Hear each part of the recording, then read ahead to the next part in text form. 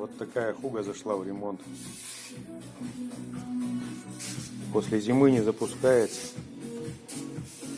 Вот вытряхнул остатки шланга топливного.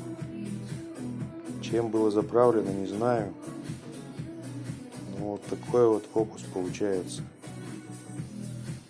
Вот. Пластилиновый. Можно играть, лепить фигурки.